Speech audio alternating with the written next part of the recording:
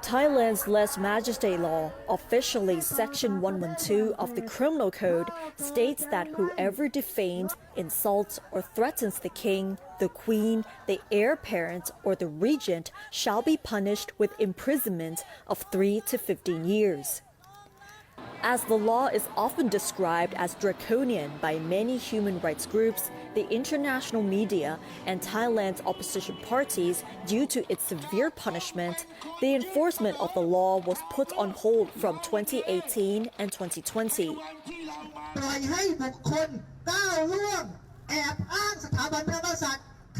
However, this moratorium on enforcement ended late last year to curb the growing anti-establishment protests calling for a new reform of the monarchy. Now the law is back in focus with growing calls for its repeal by the protesters, many of whom are now facing the charges under that same law. Even before the movement seeking monarchy reform, the law itself has been questioned a lot in recent years because complaints of lèse-majesté can be filed by anyone, and sometimes not even about the four figures who enjoy its protection. To clarify, the law doesn't seek to protect the entire royal family or even past monarchs as widely misunderstood, but only the king, the queen, the heir apparent, and the regent.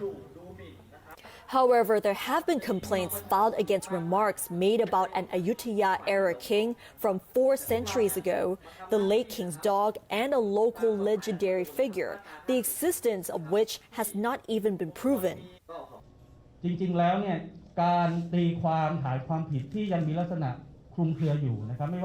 The main political party pushing for changes to the Lèse-majesté law is the Move Forward Party.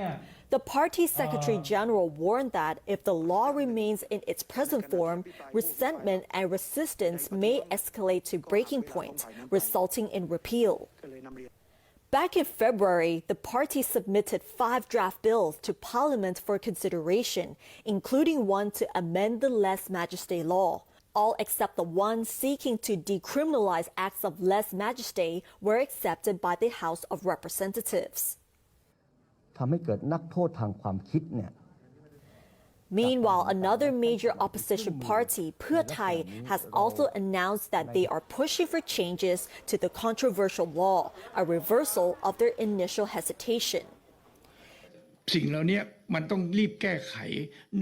Exiled former Prime Minister Thaksin Shinawatra has also voiced support for changes, especially the maximum 15-year prison term, which he says is too heavy.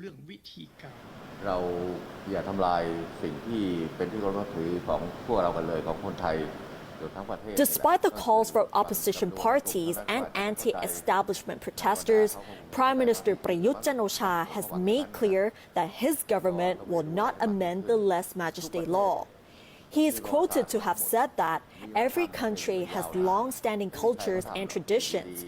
We shouldn't be destroying what all Thais hold in high regard. The longest and thus harshest punishment to date was handed to retired civil servant Antan Prilert, who was sentenced to more than 40 years in prison for insulting the monarchy by posting audio clips online of comments critical of the royal institution. Author Sirapop Arut was sentenced to 4 years and 6 months in prison earlier this year for posting poems, commentary, and cartoons mocking the late King Bhumibol. These cases could be considered usual, despite what some consider the harsh punishment.